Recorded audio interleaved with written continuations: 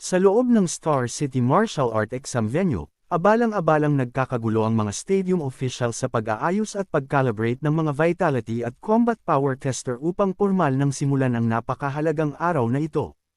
Habang nagaganap ang mga huling preparasyon, pabalik-balik na naglalakad si President Wu Lingxian habang panay ang tingin sa kanyang telepono, nagtataka at nag-aalala kung bakit hindi pa bumabalik ang itinalagang examiner kasama ang kanilang star student.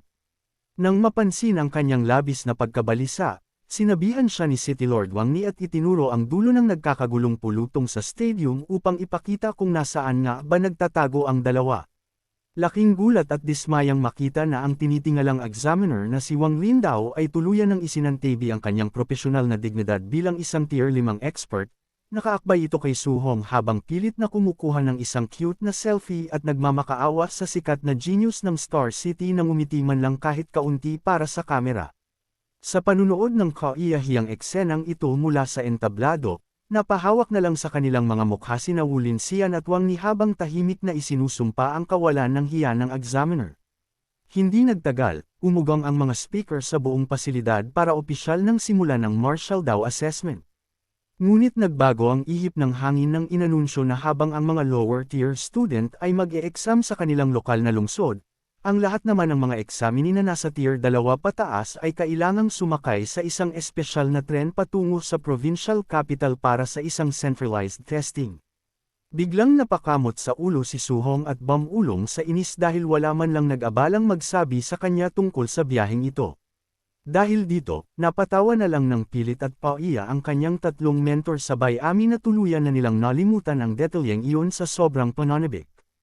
Habang nag-uusap sila, lumapit ang elite trio ng lungsod na sila Lin Xinghe, Wang Tiantuo, at Xiaonan upang humabol. Masayang binabati ng grupo si Wang Tiantuo dahil sa matagumpay nitong pag-abot sa tier 2 middle stage, habang sa loob-loob nila ay nagtataka sila kung sa wakas ba ay napantayan o nahabol na nito ang pambihirang lakas ni Su Hong. Sa sumunod na sandali, isang dambuhalang pulutong ng mga tao ang nagtipon sa paligid ng testing pod ni Su Hong.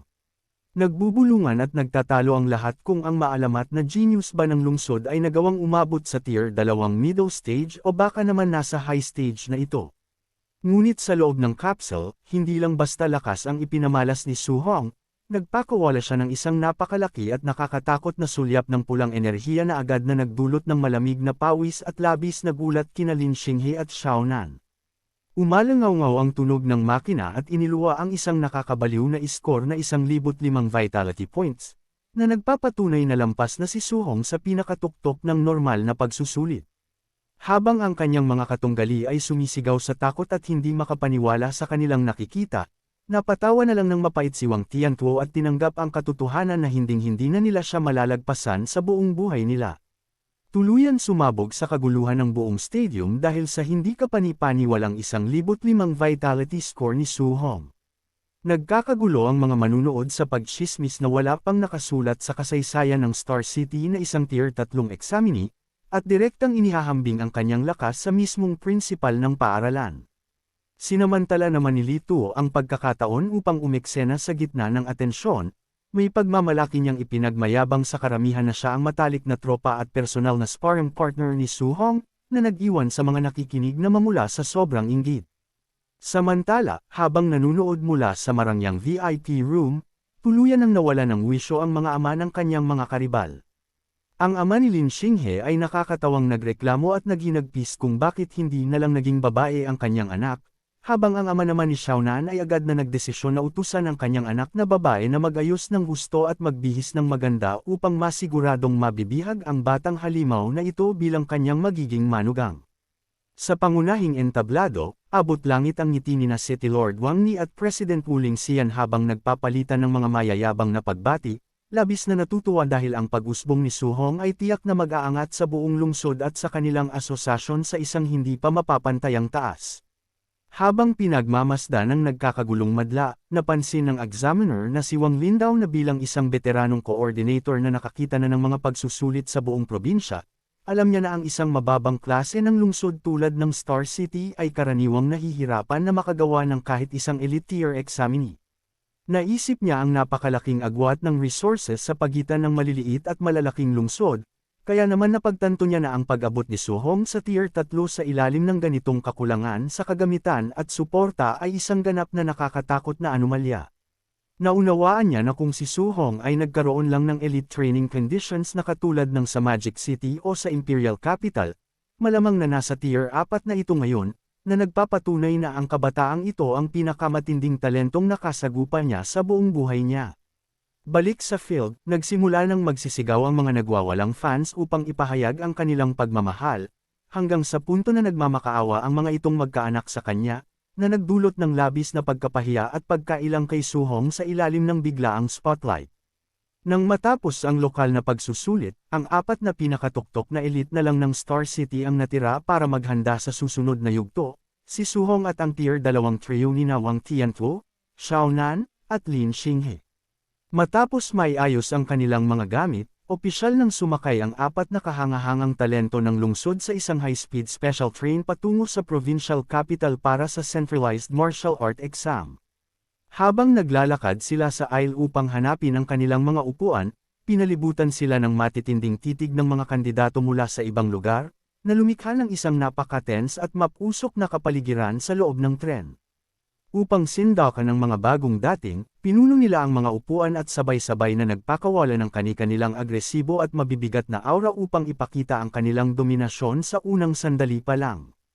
Ngumisi lang si Lin Xinghe sa isip bata na pagpapakita na ito, habang si Xiao Nan naman ay naghanda ng ilabas ang kanyang sariling spiritual telekinesis upang gumanti ng tulak at ipagtanggol ang reputasyon ng Star City. Ngunit bigla na lang nagliwanag ang mga mata ni Suhong habang naghahanda na ipakita sa mayayabang na pulutong kung ano ang hitsura ng tunay na kapangyarihan. Sumabog mula sa kanya ang isang dambuhalang haligi ng asol na enerhiya, na naganyo bilang isang napakalaki at umuungal na dragon aura na nagpabigla sa buong bagon ng tren.